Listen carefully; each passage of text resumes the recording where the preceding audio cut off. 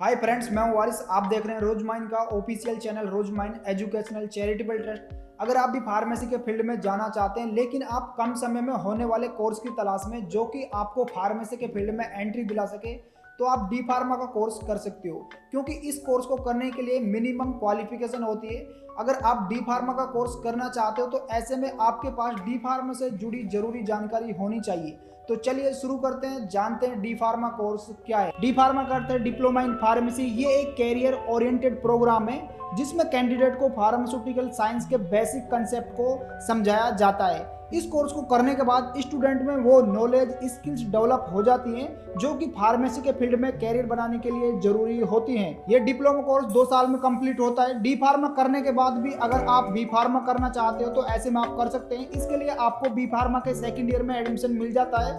तो D pharma course क्या है ये जानने के बाद अब बारी है ये समझने की डी फार्मा कोर्स के लिए क्वालिफिकेशन या क्राइटेरिया क्या होता है। तो इस कोर्स के लिए आपकी किसी भी रिकॉग्नाइज्ड बोर्ड से 10+2 साइंस स्ट्रीम से पास होना जरूरी है और आपके मिनिमम 50% मार्क्स होना अनिवार्य है। तो इसी का आगे जानते हैं डी फार्मा कोर्स में एडमिशन लेने का प्रोसेस क्या है। तो हर कॉलेज में एडमिशन लेने का प्रोसेस अलग अलग होता है। काफ़ी कॉलेज आपको डायरेक्ट एडमिशन दे देती है, लेकिन काफ़ी कॉलेज एंट्रेंस एग्जाम के परफॉर्मेंस बेस पर आपको एडमिशन देती है। और डी फार्मा कोर्स में एडमिशन लेने के लिए कुछ एंट्रेंस एग्जाम की बात करें तो वो हैं CPMT, PMET, GPAT, UPSEE, AU, AIMEE, JEE, pharmacy. तो ये सारे एंट्रेंस एग्जाम आप दे सकते हैं। काफी स्टूडेंट ऐसे होते हैं आफ्टर 12th के बाद हायर एजुकेशन लेना चाहते हैं लेकिन उनके माता पिता उनको पढ़ाने में असमर्थ होते हैं। तो ऐसे में स्टूडेंट का सपना चकनाचूर हो जाता है। बट आपके सपने को बुलंद करने के लिए जो आप ऑफिशियल चैनल रोज माइन एजुकेशनल चैरिटेबल ट्रस्ट देख रहे हो, ये क्या करती है, जितनी भी आपकी कॉलेज की फीस होती है उसको पे करने की जिम्मेवारी लेती है। मान लीजिए आप डी फार्मा का कोर्स करना चाहते हो, बी फार्मेसी करना चाहते हो, बीटेक करना चाहते हो, BSc एग्रीकल्चर करना चाहते हो, MBA करना चाहते हो, BBA करना चाहते हो, आप पर्टिकुलरली कोई भी कोर्स करना चाहते हो तो जितनी भी आपकी कॉलेज की फीस होगी उसको पे करने की पूरी जिम्मेवारी लेगी। सिर्फ आपको हॉस्टल में रहना, खाना व एग्जामिनेशन फीस को पे करना होता है। और यहाँ पर आपका स्टेट गवर्नमेंट यूनिवर्सिटी में एडमिशन होता है, ना कि आपका प्राइवेट यूनिवर्सिटी में एडमिशन होता है। अगर आप लोग भी यहाँ पर कोई भी कोर्स करना चाहते हो या डी फार्मा का कोर्स करना चाहते हो और इससे रिलेटेड ज़्यादा इन्फॉर्मेशन चाहते हो कि किस प्रकार से हम रोजमाइन के थ्रू जीरो ट्यूशन फीस पर पढ़ सकते हैं, तो आपको वीडियो के डिस्क्रिप्शन में एक पर्टिकुलर वीडियो की लिंक मिल जाएगी। आप उस वीडियो को देखकर यहाँ पर पूरा पता लगा सकते हो कि किस प्रकार से हमारा एडमिशन रोजमाइन कराती है।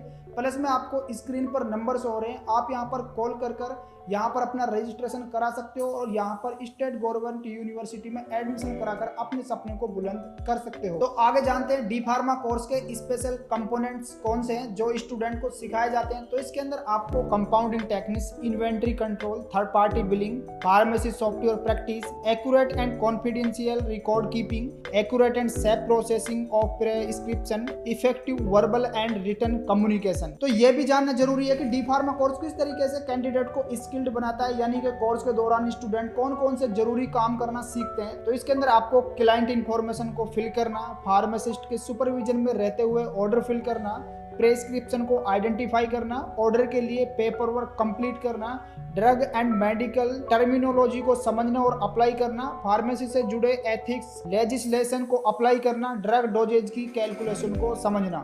तो डी फार्मा कोर्स करने के बाद आप चाहे तो बी फार्मा का कोर्स में एडमिशन ले सकते हैं। और अब बारी है ये जानने की डी फार्मा कोर्स करने के बाद हमें इसके अंदर कौन कौन से जॉब के ऑप्शंस मिल जाते हैं। तो डी फार्मा कोर्स करने के बाद एज ए फार्मासिस्ट के तौर पर government hospital, clinics, private drug store, private hospital में प्रैक्टिस की जा सकती है। इस कोर्स को करने के बाद खुद का प्राइवेट ड्रग स्टोर भी खोला जा सकता है। डी फार्मा कोर्स करने के बाद फार्मास्यूटिकल कंपनीज में process control, manufacturing, quality control, marketing जैसे डिसीजन में वर्क किया जा सकता है। इसके अलावा प्राइवेट फर्म में प्रोडक्शन एग्जीक्यूटिव और सर्टिफिकेट ऑफिसर के तौर पर भी काम किया जा सकता है। मेडिकल रिप्रेजेंटेटिव, क्वालिटी एनालिस्ट और फार्मासिस्ट, टेक्निकल सुपरवाइजर और मेडिकल ट्रांसक्रिप्ट की जॉब भी पाई जा सकती है। तो ये सारे ऑप्शन आपके लिए हैं। जहां तक सैलरी की बात करें तो डी फार्मा कोर्स करने के बाद आपको average salary as a fresher तौर पर 2 से 3 लाख रुपए पर एनम तक मिल जाती है।